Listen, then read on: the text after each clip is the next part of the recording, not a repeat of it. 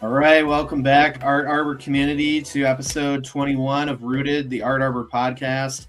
I'm your host and moderator, Jake Vanderhayden, joined by my co-founder and co-host, Andrew Arden Witter over here. What's up? Back at it again today for our first guest been able to bring on from Cali. We've got Mr. Juan Flores joining us today to talk about a really impactful topic in our modern artist optimization series regarding building community and professional networking as a focus. But we're also going to spend a lot of time talking about his expertise in sales and marketing as well, working with customers, managing relationships, and how all that comes together. So without further ado, Juan, just give us a little background on what you do and what you like to focus on today. Sounds good. It's nice to be here, to support the Art Arbor team. And, I'm excited to start this podcast with them. As Jake says, I'm Juan Flores, and I've worked in many different industries, ranging from the hospitality, medical, and aerospace industry. I've worked uh, from different departments, from sales and marketing to finance to uh, anything you can think of as far as maintenance, cleaning, waitressing, whatever you want to go through. I mean, waitering, Waiting. waiting. There you Yeah. go, waiting, and basically, in being in every single one of those departments, I've learned that sales is key. Sales is a big part, building relationships, learning from different individuals, taking what from what's around you, and having that build on how you market yourself, basically, building your own brand, building yourself up, and determining on how to talk to people in different scenarios. That's a big one that I've learned. It's like I've learned to talk to CEOs, but I've also learned to talk to, you know, um, you know, di- every you want to treat everybody the same, basically. Never go, never start talking to somebody in a different light. Everybody's the same. Everybody's on an equal playing field. I mean, of course, you gotta adjust the way you communicate with them, so that way they can understand you. But you never want to stop being yourself at the end of the day, because it's your own brand that drives people in. Yeah, and it's almost like if people like it or not, that authenticity is what's important. If you're trying to present yourself in a light that doesn't represent who you are, then people are going to notice that right away. Exactly. And that's the thing. It's like, if you present yourself as something you're not, that actually drives people away rather than bringing them in. You got to come straightforward, confident, and with purpose. Knowing what you want to say before you say it. Now, when you approach maybe someone that's more on the executive team versus a manager or a mid-level associate, like what are some of the preparations that you might do prior to adjust for maybe what's important to them? But yeah, at the same time, every, it's kind of like talking in English to Spanish. It's like you say it in a different language, different dialect, but you say the same thing. You don't change the way you would say something. You just change how it's said. Mm. I mean, going in and prepping yourself. Knowing what that person wants and knowing what you want as soon as you enter that meeting. So, what's some preparation you would do going to talk maybe to a fairly large customer and, relating back to an artist, maybe this would just be a big opportunity, like they're setting up a big show or a big tour, they're working with some kind of label or some big company. I mean, that's real things that artists face where there's not really a roadmap for that or a clear blueprint on what to do. So, translating, from your experience working as a super large customer, how do you prepare for something like that? I mean, it's like preparing for anything. Research. Do your homework on that CEO, or that company that you're about to enter in communications with. See if it's the right fit for you, because sometimes you don't even want to enter the building if it's not the right fit for you.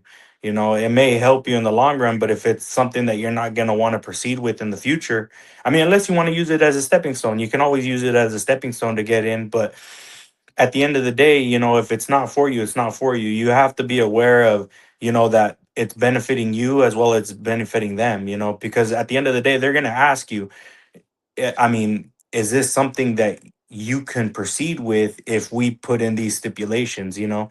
You got to be aware of what you're getting into before you even proceed. Yeah, I think expectations are a huge thing, and you know, there's different types of negotiation that happens. I mean, if you have an established relationship versus you're coming in cold on something, it can be completely different in the type of preparation that you do. But I think a lot of times when someone has an existing relationship between a customer and a business, that you expect that you have their trust or that you have their business already. But you know, you always have to approach it with that angle that you know, your business isn't safe. I mean, maybe even sometimes if you have a contract, there's possibility that things could go wrong. So I Yeah. guess what's the biggest advice you'd give as far as, you know, where you have an established relationship with a customer? How do you continue to, you know, court them, I guess, like they're not your existing customer? Well, I mean, if it's an existing customer, you always want to be yourself. You've already done the hard part, you know, which is the introduction. You've already established that relationship, and just building off that relationship. You know, I mean, of course, from time to time, though, their wants and needs are going to change as just as well as yours, you know. But as long as you guys are willing to work together to still establish that relationship, you know, as I said, it has to benefit not only you, but it has to benefit them as well. You know, you can't be selfish in that relationship with that customer. You have to be willing to, as I said, bend a little but never break. Adjust is the big word here, you know. I mean, learning to adjust is very important. You know, you have to be willing to make adjustments in order to, you know, succeed. I mean, like I said though, there's a difference between adjusting and folding. So what's an example of a situation where you felt like you really knew what was going on, but you had to make one of those adjustments, and how did you react to that so that you didn't fold? That's a good one. That's a really good question. I mean, it's gonna take me a minute to think it over a little Yeah, bit. So, think it through. um, Think it through. I would probably have to say one of the biggest adjustments was actually even in an interview. You know, sometimes when you're in an interview, you know, and I'll give you an example. It's not super large, but it's something that I had to actually think about. You know, when I went in for an interview, I it was for a casino role, and for this casino role, it was actually for um, tables, meaning, you know, being a dealer. And yeah, I wanted to be a dealer, but you know, after going in there and seeing what the dealers have to do, and you know, I was also thinking to myself, is this going to be a large gig or is this going to be a small gig, or do I want to just put my foot in the door? You know, do I just want to get in there so that way I can see if I have an opportunity to move? So as far as the dealer gig was going, it wasn't working out as far because they wanted a certain type of experience, right?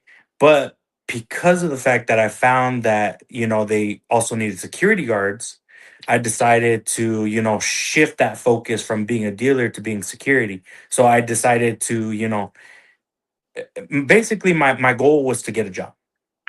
You know, that was the overall goal. Get a job, get in where I could. So going in, yes, I wanted that dealer job, right? But at the end of the day, I shifted, got the other job which I wanted, which was security. You know, I didn't want it at the time, but it got me in the door. And then from there, I got from security, I got moved up to concierge. You know, which is higher pay. You know, more responsibility, things like that. So it did allow me to move within the industry, develop those relationships within the within the casino. You know what I mean? So Yeah. that was a time that my goal was still the same, which was to get the job, but the idea was what my I had to adjust because of the fact that it wasn't going so well with the dealership role. Yeah, adaptability is really important when it comes down to, achieving an objective. If you're in any type of situation, a negotiation or an interview or any kind of even just conversation with someone, if you have a certain goal in mind and isn't going your way, you have to really think about, maybe instead of the path that I'm pursuing, that I go adjacent to that, like you mentioned there.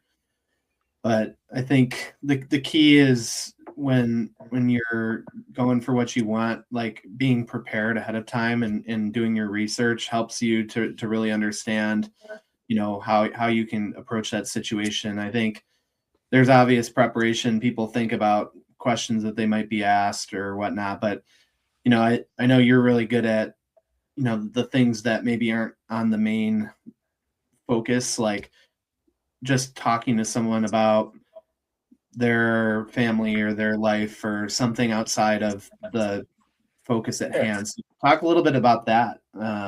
It's like conversational ability with people and networking. Yeah, and that's actually a big thing. It's more related to emotional intelligence, having the ability to talk to somebody, get to know them on a personal level. And getting to know somebody on a personal level can actually help you, it builds that relationship that normally you wouldn't build with somebody, and it does present a great opportunity for you to not only get to know them on a personal level, but it leads to other avenues, getting to know somebody as far as like what they think on a business scale too. It's like it puts you in a better opportunity to expand on a conversation if you get to know somebody personally. Learning to communicate with them on that deeper level gives you that opportunity to open the door, so to speak, as to discuss literally anything. Having that emotional intelligence to talk to anybody and everybody is actually really important, especially if you're going to get involved with, your community. You got to learn to talk to different people, different backgrounds, different thought mentalities. You got to be able to, as I said previously, adjust, and learning to talk to every individual and learning, a bit about them helps you communicate better with each one of them.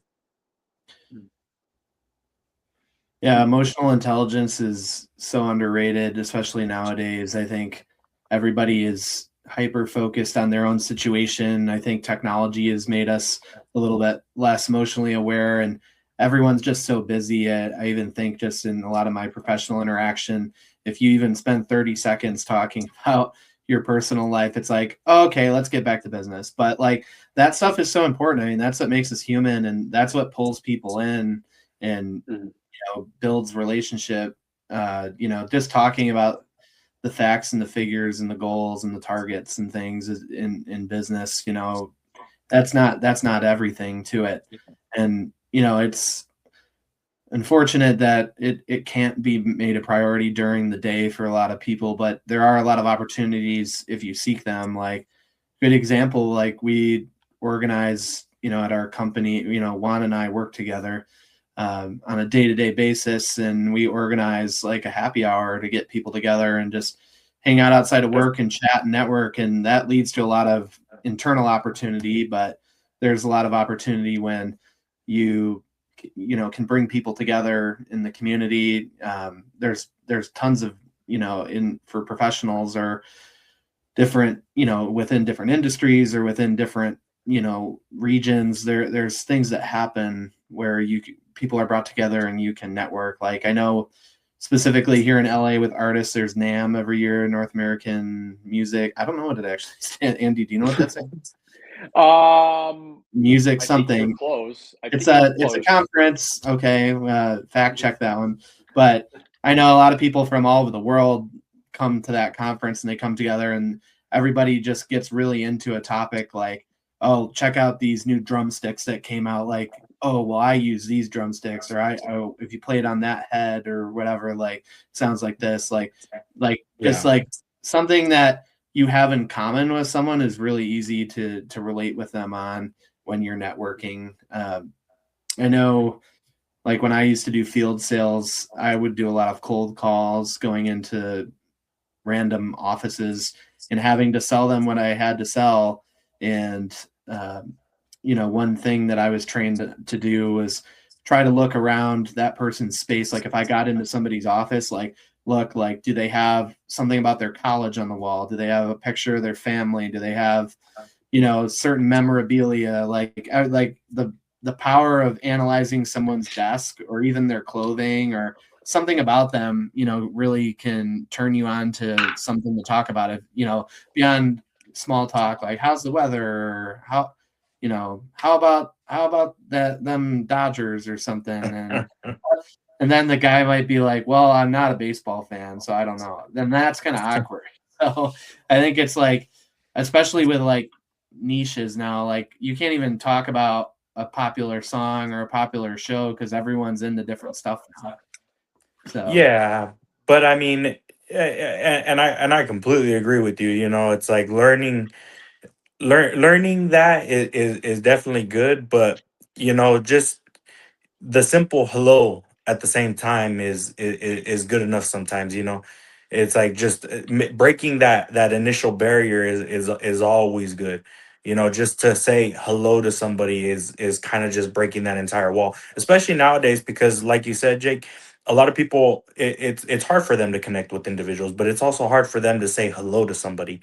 They don't go in with that type of confidence to actually want to communicate with anybody, and get to know somebody on that personal level. And yeah, granted, you may not have everything in common, but there are certain things that you can find, that you may have common interests in. It's like, um for instance, like I got a friend who's really into country, and my brothers are into country. Now, granted, country is not my cup of tea, but I'm always up for it, and learning about what their interests are, even though you don't share that same common interest, it's still a conversation starter. It's like getting to know what their interests are is pretty important. yeah, I know, Andy, you're another really good networker. Lately, you've been hanging out at the Chamber of Commerce. Could you talk a little bit about Yeah. how that's been going? Yeah, that's been a lot of fun. I mean, um, I think it kind of ties like two things, well, actually three. One, being around just people, like just showing face, like that's kind of step one. Like at least you're showing up in the room. I know talked a lot about that with when Joe was on the pod, and it's like being there, and then I've made connections for those who work at the chambers and those who frequent the chambers. And for me, I'm not really one to. I guess I could just go up to strangers, and I've done that. I mean, I've done cold calling and door knocking and all the forms of cold, like the worst cold sales. That really builds But character. yeah, Yeah. yeah, and alertness. When you knock someone's door, if they got a dog, make sure you're ready to run. But but so I've like I could do that, but I'm more about what we talked about, just we're building relationships over transactions. So I'm Yeah. just, a fist bump. Hey, what's up? How you doing? How's your weekend? What's going on? How's the weather treating you? Like, just like the normal BS. And for me, when I see how someone reacts to that, I start to learn like their language a little bit and how they perceive the world, so that I can better understand how to communicate with them. Like, what's their emotional zones? How do they, what do they think about the weather? If it's cloudy, are they, oh no, it's cloudy? Or are they, oh my God, I love the cloudy weather? It's just understanding them, and then what's important to them, and then from there building relationships. But that takes time. That's just not something that can be done overnight. So, when I go there, I might go there only a few hours a week, a couple times, but I'm just there to show face and meet people and work a little bit, but be there as a resource for people too. Like know them as me being just a good guy to go to whatever it's for. Getting somebody on a personal scale can actually open a lot more doors for you than it can if you're just on that professional scale. because it allows you to share a connection with that person. That way, when certain things do happen, the certain things do arise, they're actually thinking about you. It's like they come across your mind. Oh, wait, you know what? Andrew might be interested in this, or Jake might be interested in this, or Juan might be interested in this further down the line. They're still in your thought process. Yeah, I think Yeah. it's super important to be involved in your local area as well, as I think everyone thinks big picture. Anything we talk about, like media, culture, politics, news, even your own brand, getting yourself out there. People think with the internet, how can I go big? How can I get all this exposure? But I don't think a lot of people put a lot of focus into their local area. And, especially performing artists, you're extremely reliant on your local community. So finding those opportunities to support others are important too. Like, with musicians, we've talked about this on the pod probably a few different times, but like go to other people's shows and watch them play. Or if you're an artist and they have a gallery, go check out their opening event and see what it's all about. If you hear about something, just go check it out. Like, even if you're not going to spend a lot of money or buy something or transact or do something, like everything does not have to be transactional. Like just go support. And then, maybe, like we talked about a really good podcast with Joe Ham about, putting yourself in the room in that situation. Like Joe mentioned, like, hey, you have to show up 3 times to something before someone starts to even remember who you are. So you can't expect like to go to some place or some event and that person's just going to be your best friend and give you everything they have to offer one time. It's like, it takes time to build these things and be strategic. So, I think obviously, local organizations like a Chamber of Commerce or things are good networking events.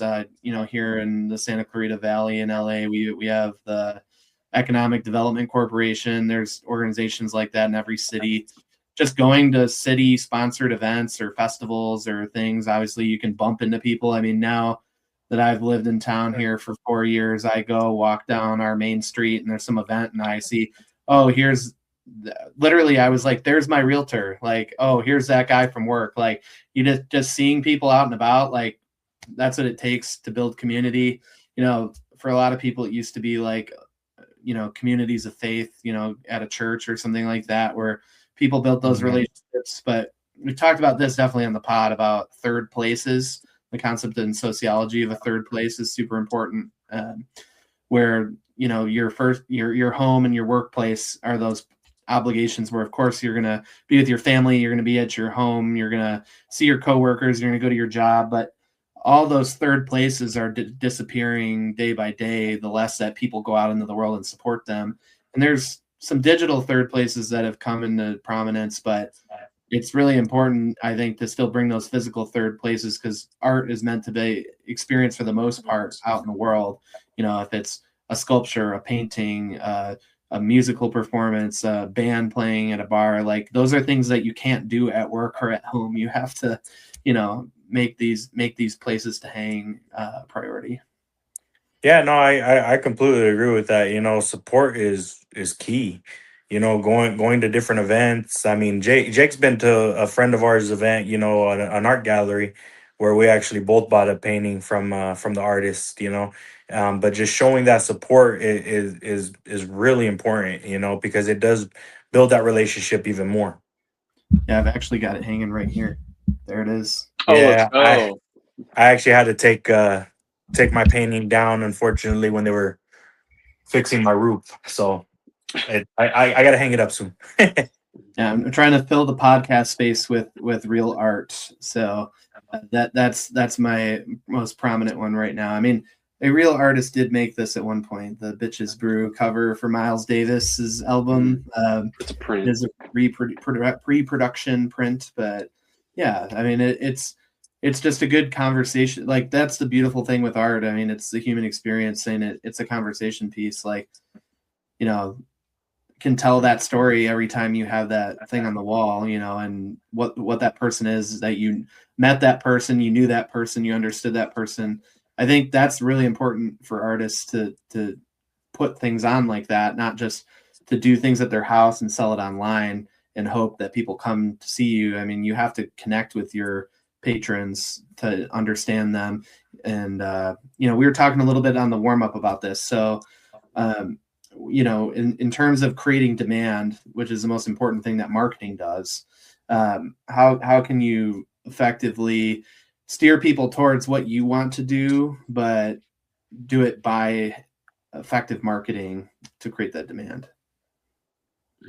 Well, I mean, it's presenting yourself, presenting what you want what you want to convey to the person you're trying to sell it to. Like, for instance, I'll bring up the example of that painting you just showed us, right? That painting was actually a representation of the artist's sister, and I actually got another painting here that represents the other sister. I know this artist a lot. I played basketball with her and her family a couple times, in an actual league, and we got to know each other on a deeper level, and she presented her art to us in that type of way, and it got me thinking a certain way, so she presented her art to me by getting to know me, showing who she was, and then showing that on paper. Yeah. So thinking back to like what you do in your career with marketing piece of it, we talked a little bit about that lower mid funnel, working the relationship, getting to know the person, obviously being prepared to show up. But like, let's zoom back out to, what types of things can people do to put their information out in the world for marketing? So I mean, if you got to start somewhere, especially now that the world's a bigger place, I mean, yes, social media marketing and professional marketing such as LinkedIn is still important. You still got to be able to market yourself out in those certain aspects. The marketing world has expanded over the years. It's no longer face to face, but it's also, you know, it, it it's also digital. You gotta be willing to express yourself out there, through social media, but you gotta make a clear representation of yourself. You gotta be upfront about what you want, depending on what you're marketing.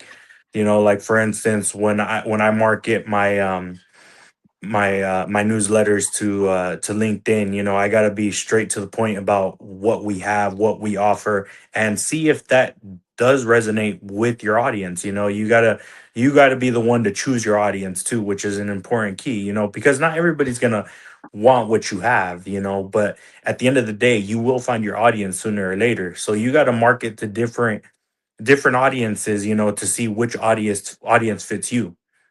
Yeah. You mentioned something about measuring a second ago. I guess what's an indicator or a KPI that you could say for in this instance? So, for instance, you can use different items. I know Instagram has algorithms that you can market to certain individuals, but you can also see, like, when an individual clicks on your link or clicks on your post. You can see that now. You can determine what is drawing in each individual. And I think it's important to look at analytics, and one of the Yeah. most common things in marketing is A/B testing, where you have one creative or another creative or a certain type of post or another type of post. And you have to give trials of both the A creative, like, hey, I have this, video of me talking about this event coming up, or I have this B video of me just talking about what I'm working on, and post both of those and see what your audience reacts to, if they're more interested in one thing or the other with those types of engagement metrics, like the drop off on the video. How far are they getting into it? Are they sticking with it? Are you getting likes, comments, shares, saves, different types of things? Like, is that something that resonates with people? And there's different KPIs for different parts of funnels as well. We've worked on testing a lot of creative in the algorithm with clients, or on our own page with Arbor. But I think one thing that we've worked on with a client recently was looking at that A/B testing. Like, if you're away from the camera and presenting in a group setting versus if you're talking right at the camera? What is a higher engagement in your funnel in terms of getting more views on your content, getting more followers? What's really driving that growth and building your page? And if you don't do that and you just post what you think is best or what you want to do, it's not even really changing like you as an artist or what your mission or your vision for things are. It's really just maybe a matter of perspective of how you're presenting yourself and studying that portion of what people are interested in.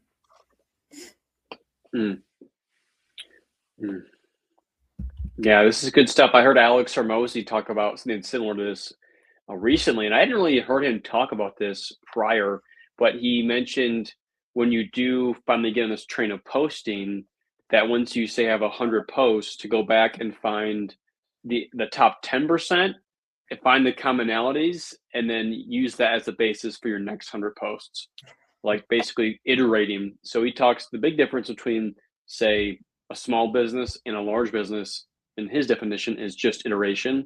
So I think that's a cool framework for iteration when it comes to maybe anything. It could be newsletters or anything digital, anything with analytics, taking the top, quote, best performing, however it is defined, and then using that to then iterate to a greater version. No, I completely agree. You know, it's like finding the method that works for you, but also, you know, learning to use each one of them, you know, and like say for instance, you end up posting something on Instagram, right? And that doesn't show as many likes, you know, but try it on a different platform, try it on X, you know. Different audiences can be seen on two different social media outlets, you know. So don't automatically reject, you know, something. You can try it in a different area, is what I'm saying. You know, try it on a different platform, try it with a different audience. And by audience I mean, you know, new individuals that you haven't marketed to yet, you know. I mean, like for instance, I knew very little about art, you know. I knew the bare minimum, but at the same time, I'm always one of those individuals who's willing to try anything, you know. You can market to me, you know, and I'd be happy, even though I don't know what your marketing, you know, basis is, you know, but I'd be interested to know, you know. And curiosity is a big thing, you know. Coming in with something that makes people think is a good way to get people to, you know, take at least a look at what you're trying to do, you know. Curiosity is a big thing, you know. It's just it goes with emotional intelligence, you know, learning what people want to see, or you know, it's like for instance, scary movies. Why are scary movies so interesting? Because you want to know what's going to happen next, you know. You don't see things coming, you know. It's like, honestly, I think that's why Game of Thrones was so good, because you didn't know what was going to happen next, you know. And then when you finally saw it, you're like, damn.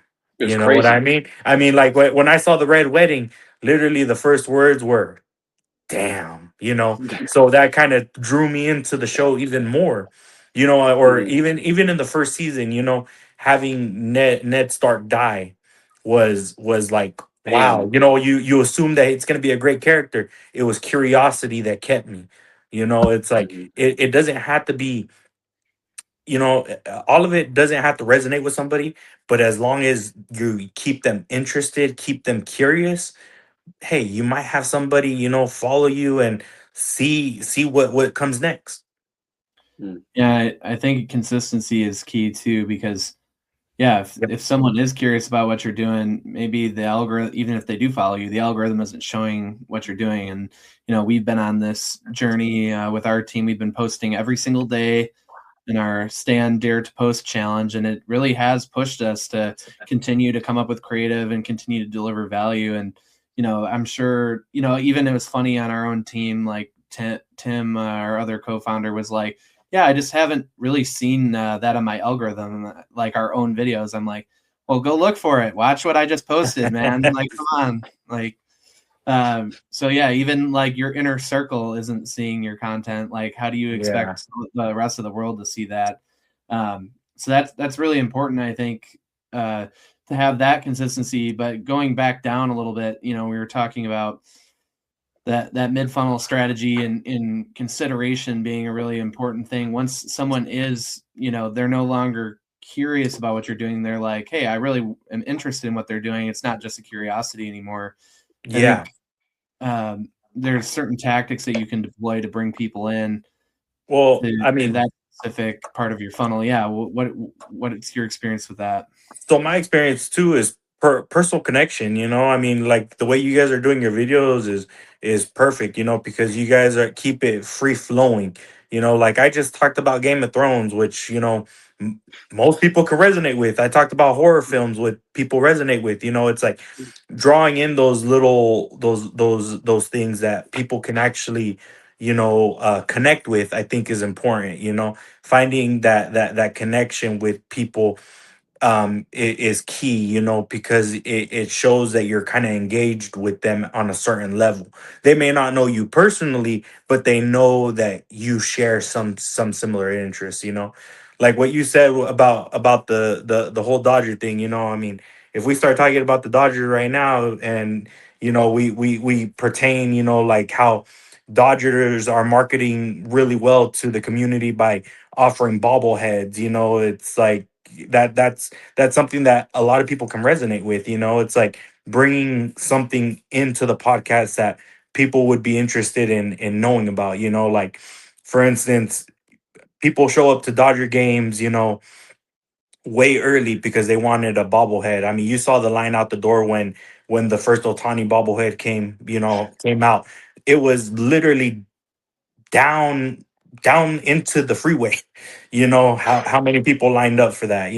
It was a good marketing strategy. I mean, they brought in a player who drew in a big crowd, and the Dodgers are still doing it.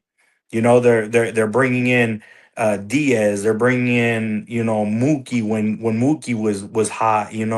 Um, they're Kyle marketing Tucker, they're yep. marketing really well. I mean, and it shows. It shows. I mean, a majority of their games are full attendance. Yeah, it's just such a big difference from other teams in the area where we won't mention them, but anyone in LA knows how dead those are. And Yeah. it's just those little things about the experience. I mean, a lot of teams do put out bobbleheads or other promotions or things to try to bring people in, but I think the spectacle of the Dodgers. I mean, it took a huge investment to get there, and that's the thing I think with marketing, that those who do it really well, that are very present, that have a consistent spend, because it takes a lot of money to reach people, right? I mean, like all the licensing and all the merchandising and all the billboards, and I mean the Dodgers even put things on the buses in LA. I mean, it's everywhere, and that doesn't it comes at a price, but it's a reminder of like the classic lesson in marketing. Like, why does McDonald's need to advertise? Like, almost everyone's had McDonald's. People go to McDonald's all the time. It's their first thought, but like, why is it their first thought? Uh, Yeah. it's because they're everywhere. Continued.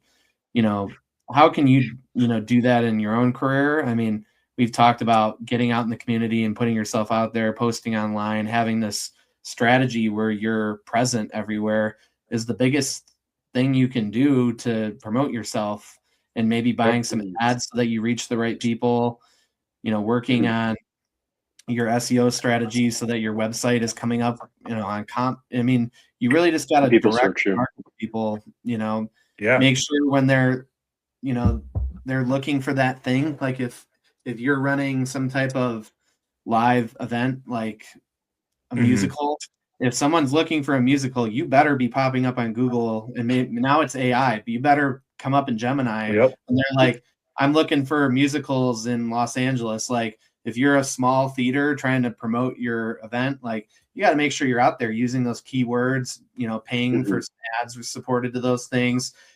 targeting audiences that are interested in that stuff, testing creative to see how they react to that.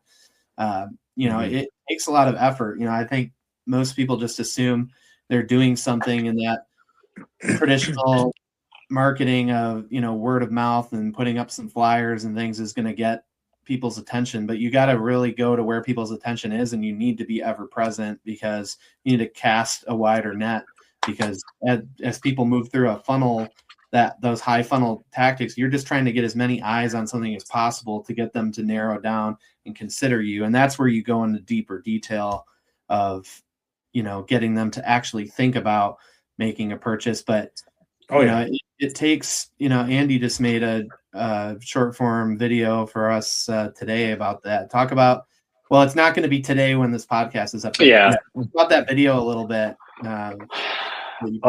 Yeah. Well, one thing I want to circle back on is the baseball marketing thing, because there's one thing I actually love about the baseball. I think a lot of artists could really benefit from this, is what they did with the bobblehead. It's the first X people get cool thing. So like having a show or pop-up or whatever you're doing as an artist, incentivizing like first 10 people get X cool thing, to me, like that's a huge perk for someone who's already wanting to go. Oh, cool, let me get there early, and then I get this exclusive thing that I got because I just showed up early. I bet if more places around here did that, I don't see that personally. Maybe you guys might see it out there for shows and whatnot. I don't see it, but if they did it, I know that would get higher engagement and maybe even better ticket sales, because they just want the cool thing. Like people just want the bobblehead. Like it's human nature. Yeah, no, and I completely agree with you. I mean, to be honest, like I loved what you said, Jake, about having to put in that money. It's like it goes back to a very old saying: in order to make money, you got to spend money. I mean, it's an old saying, but it's a true saying. I mean, like I said, oh, when the Dodgers made the contract for Otani, it was one of the biggest contracts in the MLB history. They made it back within the first year, you know, and then some. Oh yeah. I mean, Oh yeah. it's true. It's like you got to be willing to hope that your product. Well, no, not even hope. You got to realize that your product is good enough that it's going to make it. That you're going to make it. You got to have that that confidence in yourself. You got to be the one to say, like, you know what, I know this is going to work. This is what I want to do. This is going to work. You got to have that confidence to move forward and take what you want. And when people see that, they're drawn to it. People are drawn to confidence. And it's funny because that was actually played kind of in the video that I made today, to Jake's point about consistency. And this video I made today was about follow up, and I mentioned 5 to 8 touch points is about the actual follow up needed for someone to take action. And that's I've heard 3 to 8, and then I made the point in the video, if your touch points suck, it's gonna be more than 8, like period. But if they're good, it could be less. It could be like more like 5. But I mean, for me, that when you have that confidence, those touch points are a lot easier to make, instead of Yeah. being like, oh, should I message them? Oh, should I do this? It's like no, I know I prepared, I have purpose. I'm gonna hit the other touch point here and make it sure that has value for people. Yeah, and that's a good thing too, and what actually is really good is when you start developing that brand management that people want to go to, then you can start developing on, well, is this business good for you, Is this the business that you want to keep on going with? It I used to have a sales director, at one of my previous places of work, and he always told me, not all business is good business. You got to make sure that the business is right for you in order for you to proceed. And it's true. And it's good. Also, going back to what we were talking about giving away free product. It's always good to give away free product, like with the whole bobbleheads and things like that. But at the same time, you gotta think, is it working? If it's not working, change up the strategy. And then also too, you have to be aware that if it doesn't work for you, move on to the next. All right, so as I was saying, it's good to get give out promotions and things like that. But as one of my previous bosses used to tell me, you never want to give away the candy store. You always want to keep them interested, but don't make sure that they don't control the scenario, especially within sales. Yeah, I think including more value is another thing too, instead of just giving something for free. Like maybe it's Yeah. something you're gonna do anyways, but it's how you phrase it, right? Like you just be like, hey, this feature I'm giving you, it's an added bonus. You can pack in different packages or ways of presenting your information to where people think that they're getting more, even if you're not giving them more. That's one little thing you can do in marketing that's easy. So with including more value for people, having a promotional item or some kind of included value is a way to have another touch point with someone as well. We're just talking about how, from the higher point of the funnel to getting them to do something, it might take 5 to 8 touch points. Even if they're not making a purchase with you, like bringing something home to have in your space is a touch point. Like, look at this. Speaking of Dodgers, right here, touch point. It's staring right at me at my desk, to go back to the Dodgers, that it's saying, hey, you should buy some tickets to go to a game. And one, I guess that's really interesting. I didn't think about that. That one touch point can be hundreds of touch points, because I'm seeing that bobblehead in my house every day and I'm thinking about the Dodgers. Like they had to spend, I don't know, they bought the thing from China for $5, and Maybe. they have a free ad running in my house to everyone that comes over here constantly. So, I mean, think about that, or this, we were talking earlier, this piece of art that I have on the wall. Every time someone sees that, maybe they don't know the story, maybe they do, maybe I talk about it, but that's a way to present your creative to people. We were just chatting before this about something, Juan, you saw in your hometown about some art in those touch points. Share that story. Yeah, so I mean, I grew up in a small town, and i- in the small town we have a bunch of murals, that represent our town. And that's actually a good way for an artist to get themselves known, is by actually going to, the Chamber of Commerce and these type of events to see if, they have the ability to, paint a next mural, or, get involved. What can your art bring to the community? What can your art present to the community that's a representation of not just yourself, but of the place you grew up in? That's a good way to start. A good way to show who you are. And it gives you some platform to work off of. It's and granted, say you end up getting this opportunity to paint something specifically with an artist. Say you get something to paint. It shows your skills and your capability. And when people see that, they can come to you and say like, well, what else have you done? And say that mural is not a clear representation of you, but it does share your it does show your ability and your creativity. And then you can actually start presenting your own, your own art,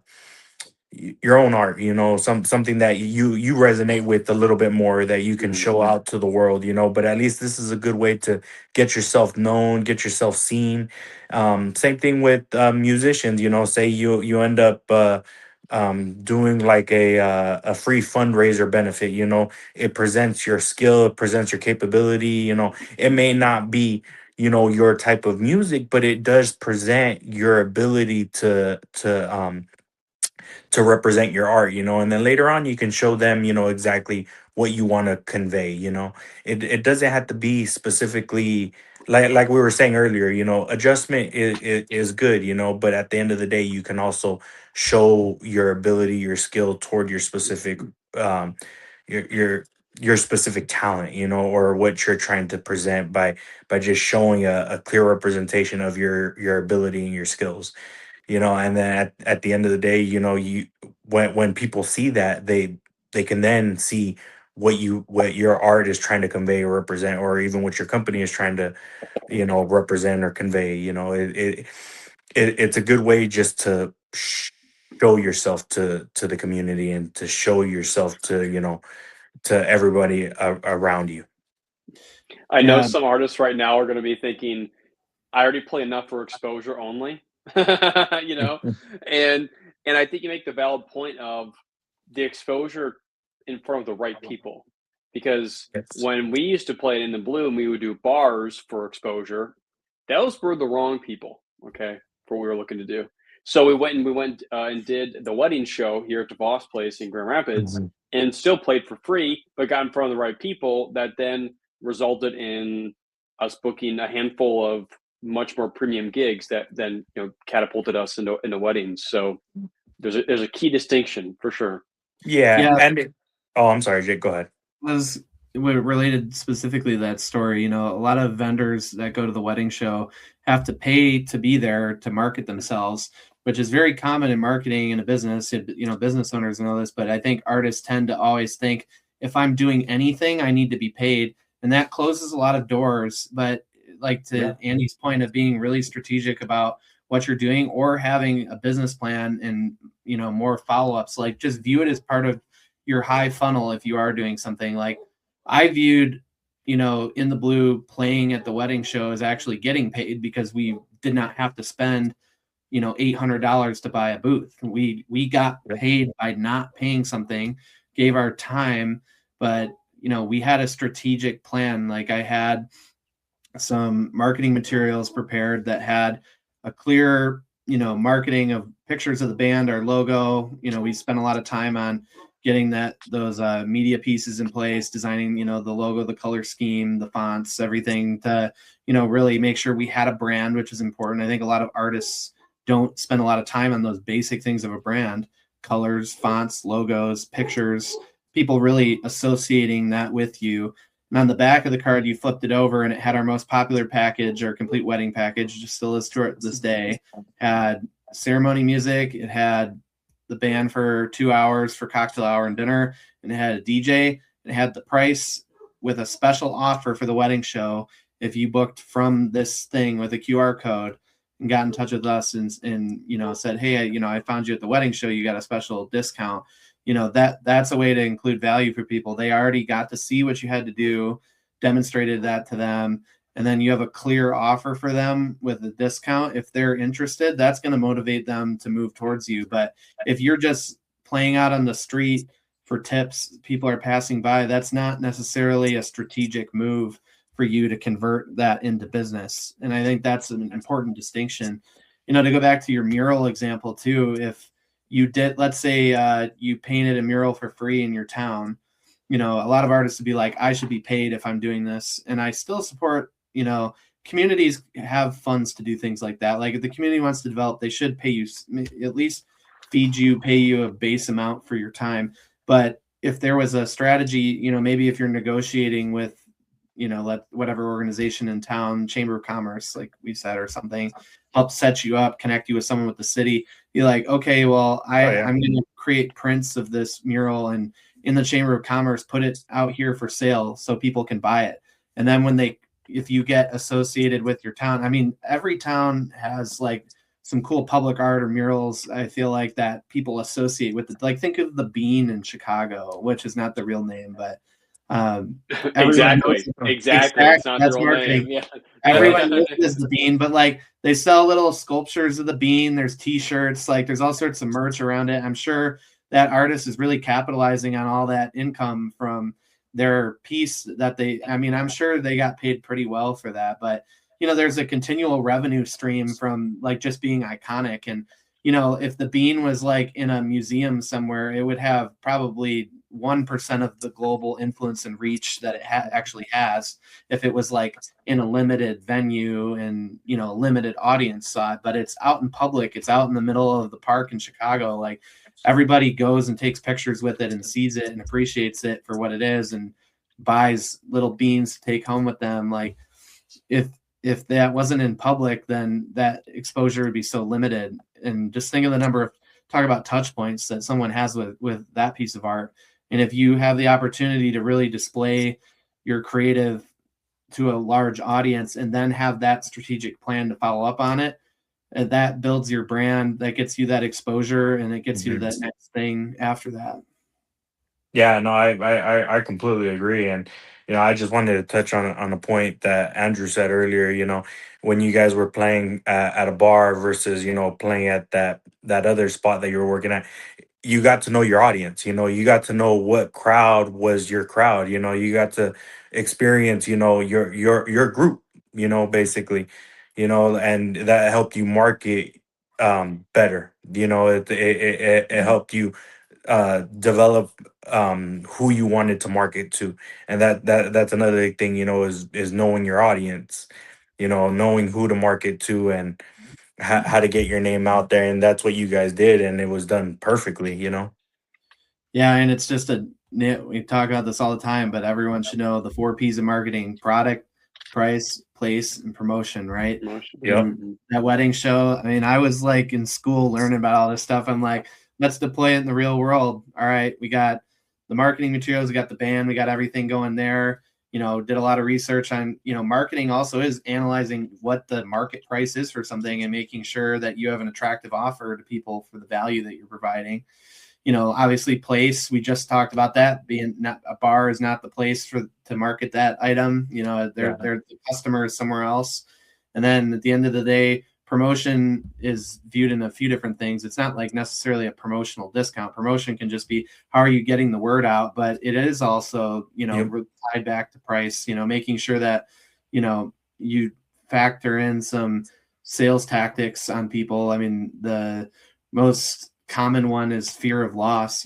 People, if they see a deal in front of them now and it's limited, they're pretty motivated to act on that, because if you say the price is going to go up tomorrow, people just have that fear that, oh man, like if I don't take action now, I'm not gonna get that thing here. And I think artists are always a little hesitant to use some of these tactics, but the best sales tactics do really work. And that's something that you have to consider. We always talk about funnels like a live webinar where they give you a ton of value, they're promoting what they're thinking about, and then at the end there's this insane offer, to get you to act now and to take that next step. And I think, there's a lot of ways that artists could deploy that when they're at a show. Like, just even if you're selling your painting for $500, but at at the show you could say, hey, this is $800, but if you buy it today it's $500.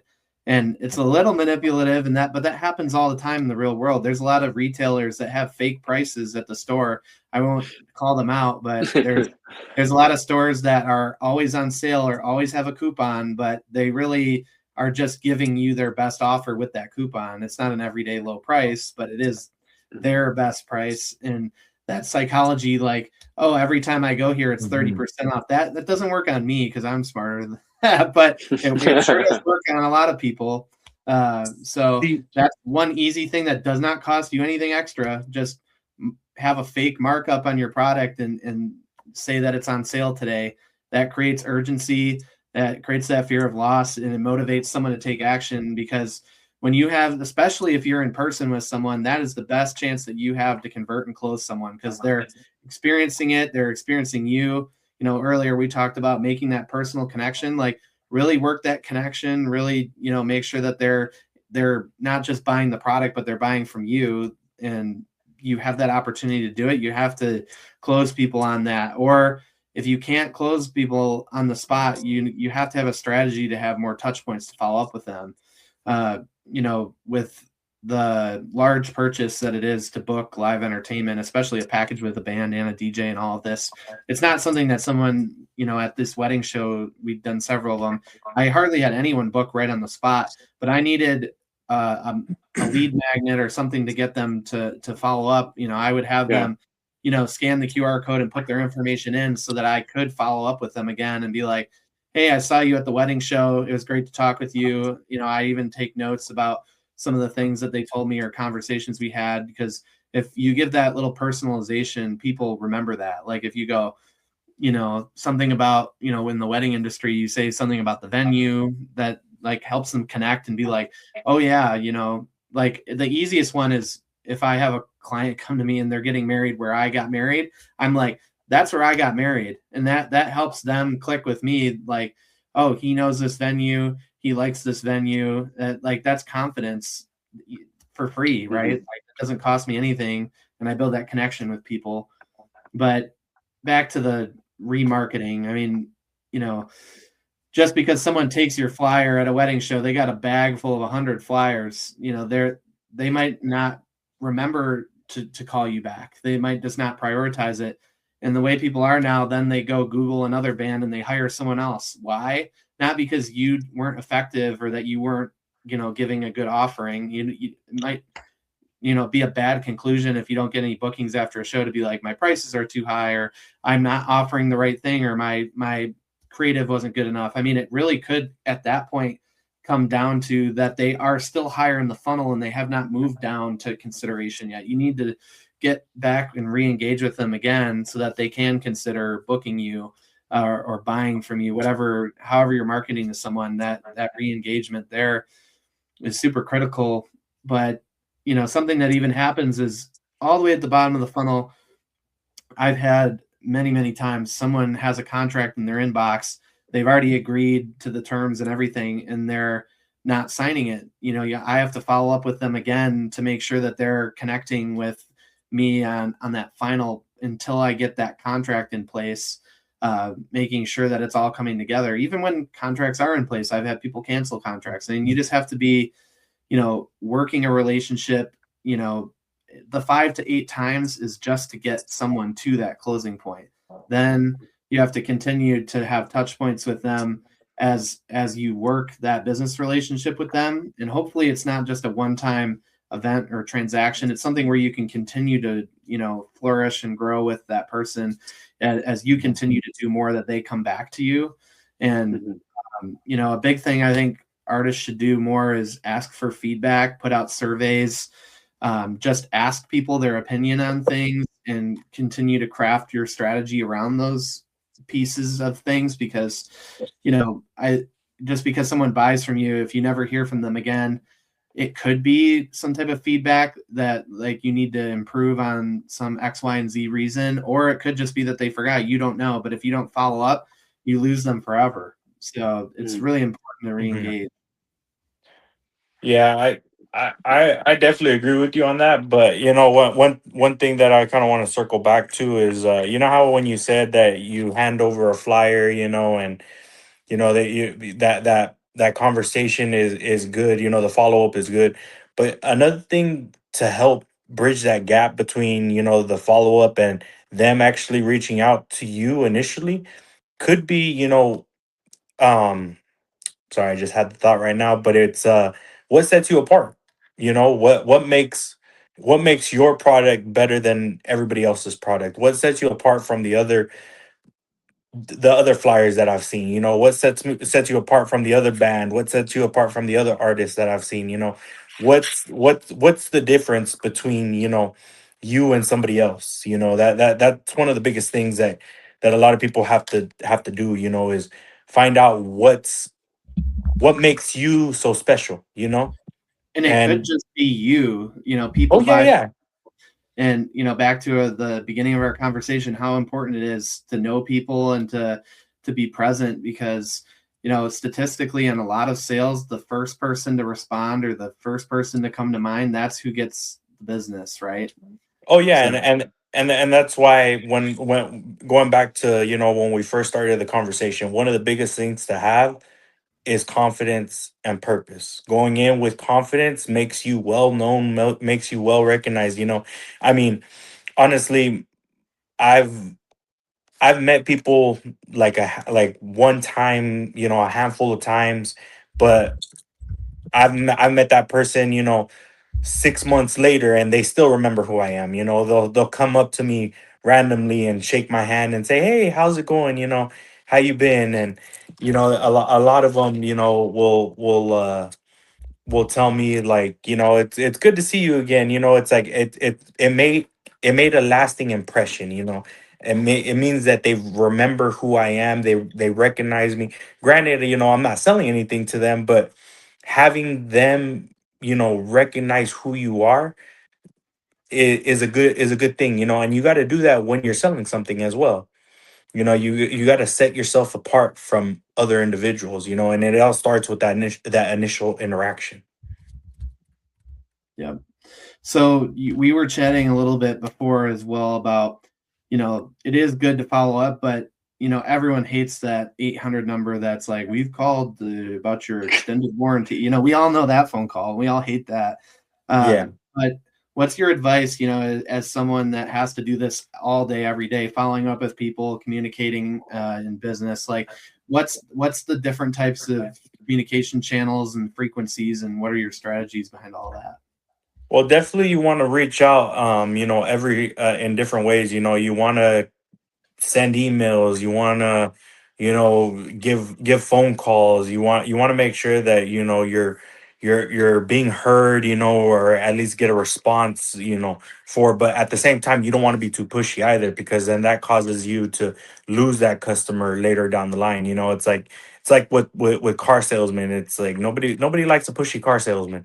Everybody wants help, but they don't want to be rushed into something either, but if you're reaching out to get information, or reaching out to see like how things, try to ask like questions like, how can we improve, how what do you want to see, things like that. And that way they can start to think, oh well, you know what, I don't know about this, let me ask them about this. I don't know about that, let me ask them about that.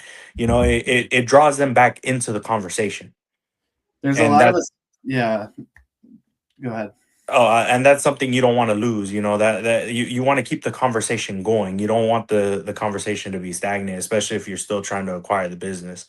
And constant follow up is key. But it's good to miss like a day here, or a couple days. You also want to gauge like how the person is. Do they like the constant follow up, or am I pushing too hard? And there's a fine line. You have to be able to determine that at the end of the day, and it's a hard thing to determine, to be honest. But you just try to gauge how the conversation's going. Yeah, and nowadays, people are so busy and don't see things sometimes. Just I think that's a bad assumption to be like, I emailed someone 2 or 3 times and they didn't respond. They must not want what I have, and you close the lead. But that's not a good way to manage things. Like you Oh yeah. said, manage those different options. Like give them a phone call. I've had that Yep. happen several times where they're like, "Oh, sorry, I've been busy and it fell off my radar." And you get them on the phone, and you close the deal down. You get someone to take some action on something.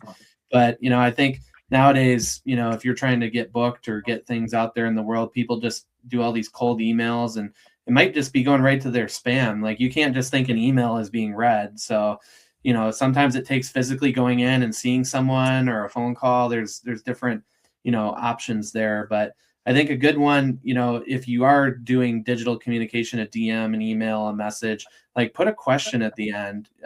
If you have a question at the end, people are just psychologically sucked into your email, because if you make a statement in an email, or it's just a marketing piece or some type of information, they have no call to action. If you ask them a question, like I do with the band all the time, even if I give them a quote, I'll say something like, "What would make sense is the next step?"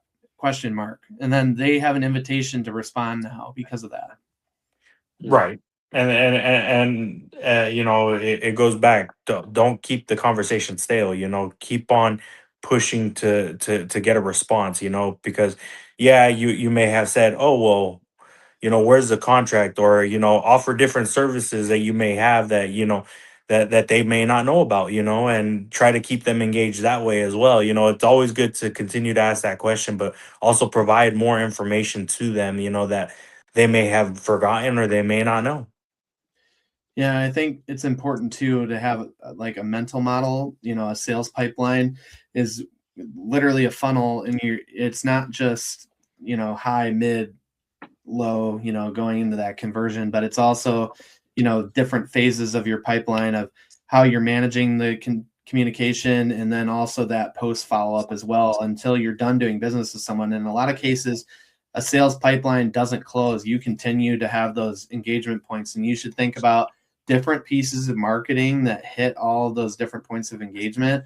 so that you're always needing to bring more leads in. You're always needing to have people, get zoomed in on what you're doing, your website, making videos, newsletters, those mid-funnel engagement points.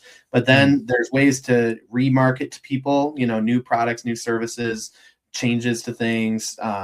Obviously, if there's some type of replenishment or some kind of rebooking, in the case of an artist, like there, you have to put pieces of marketing into there to continue that relationship with someone. And I think it's a big task for people to manage all of that. There's a lot of good software tools. Like I use Honeybook, which is a CRM system. We've talked on the pod a lot about the importance of having a CRM, where I literally have a pipeline and I can see every part of my project management in front of me, and I can click in and dial into all those projects. But I currently have like a constant 150 or 200 different projects I'm working on. There's no way I could keep track of that in my head. And I'm way more productive because I can see visually where I need to focus my energy and where I need to remarket, where I need to re-engage. And also, if my pipeline is slowing down, that's really important, that KPI of having that healthy pipeline. How can I grow my pipeline? Maybe I need to put more high funnel advertising out there, buy more ads, put more content out there so that people are starting to come into my pipeline as well, and tracking that over time. Using tools to help you track your KPIs and have that data is super important. So that's a huge recommendation I'd make. And last thing on Honeybook too is, they continue to add a lot of features. Like they have all these continual AI automations, like the follow-ups that I don't want to do. Like I have a client right now that's not paying their invoice. The AI reminded them to pay their invoice instead of me. Like, focus your, high value work. If I'm going to spend time working on something, it should be on building genuine connection or marketing to someone or providing value to someone. Me having to sit there and do the things I don't want to do, like hunting down someone to pay an invoice. That's not, it's important because it's getting, the band paid, but it's not adding value to the future growth of my connection with clients or providing more value back to the band members. It's something that can be automated away, and using technology to your advantage in that situation is huge. Oh yeah, I completely agree. Using the resources necessary for yourself is very important. Yes. So as we wrap up here, any final thoughts from anyone or anything on your mind? There is a piece of news that I do want to cover real quick that just happened about a week ago or so in Ireland. Kind of ties everything in together here, which I think is really special. So this is from the Smithsonian Magazine. Ireland launches its permanent income for arts scheme, becoming the first government committed to paying artists. So they did a little test run pilot this past fall up until now, and they officially made it permanent. It's basically you can apply for it. It's a stipend through the government for 3 years. You get something like, I want to say like 1,500 euro or pounds, I forget what they use, a month, and it's meant to help. Yeah, they use euros. It's meant to help, I think, cover like your basic cost of living there. And the interesting part of their pilot that they found was that for every pound put in towards a program that Ireland invests in, they got a pound 39 out towards the contribution towards the economy. So it was actually a net positive thing from an economic perspective. So that's awesome. This is, I think, revolutionary in some ways, and I hope that more places adopt this sort of basic income for the arts. Yeah, I think it just goes to show, in that communal economic impact, how if you weren't measuring what that did to the community to have that value, you would never see the value in it and want to invest in it. So I think, like we said, continue to get out there and promote the things that are important to you and be exposed and track your data, show that value of what you're doing. If you're going into your community and you show, if you have a venue and you're saying, I stimulate the other businesses on my street when I have an event, how can you, show that ROI, like in this case of this fund in Ireland, translate that over to what you're doing. Like, look at your government and be like, you should have grants going for artists to do shows because it'll stimulate this area and it'll have this halo effect. And, you know, it is continual, you know, working together with other partnerships is a huge networking thing too, because you can pool your resources together to really grow and make an impact on the greater collective than just focusing on what you're doing. So I think the key message of this whole thing is you have to be getting out there and putting things out in the world and showing that value and re-engaging with people about that value for you to really make an impact. Like, and the internet is, you know, one thing we didn't touch on quite as much on this, but you can make those communities online. You can have that presence online and you can reach a lot more people there, but it really just depends on what your objective is. And, you know, I think in this age of, you know, AI deepfakes and all these, you know, things online that we just don't know what they are, or we don't like it, we don't trust it. I think, you know, going in person and seeing something is what we can connect to and what we really are going to start craving. So, you know, lay that groundwork now, get in your community, get involved, meet people, make those connections. It'll pay for itself in the long run, especially with everything that's going on right now. And we need to continue to bring our humanity into the world and not and use the internet as a tool to bring people into that experience, right? Everyone's there. We have to capture that attention online, but how can we take that from online into those genuine human experiences in the real world? Yeah, that's really good, Jake. And you know, I think the last thing I want to say, you know, to everybody, and I'd like to thank, you know, Andrew and Jake, you know, for having me on the call. It's been great talking to both of you. And you know, I think the last thing I would want to convey to everybody is, you know, invest in yourself. You know, I mean, you know, like Jake was saying, those using those resources that you have, you know, investing in yourself, you know, and just like I said, speaking with confidence and with purpose, you know, through all your interactions, you know, to expand your brand is really important, you know. And nobody's gonna, you know, market themselves better than you know. So just go out there and, you know, get it done. Sounds good. Well, as that closing thought comes in, we are wrapping episode 21 of Rooted, the Art Arbor podcast, with our guest Juan Flores today. Thanks again, Juan, for joining us and sharing your journey of personal development, networking, and talking to people. If you want to talk to Juan, this guy loves to talk. We'll drop his LinkedIn down here, connect with him on there, and keep in touch. And looking forward to everything that you got coming, and we have more to come on our modern artist optimization series on the podcast. Stay tuned for that.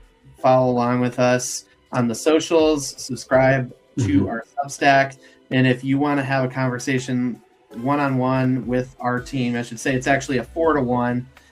Book a call with us on our stand store. We have a free 15-minute call to go through different audits of your career, and that can expand into a paid call ongoing for us to do some consulting work to really dig into your strategy and be that sounding board for the ideas that you have. So we'll hear from you soon out there. Listening. Email us info@artarbor.community or visit our stand store. And for now, I'm just going to say branch out and grow, and goodbye. Peace. See y'all.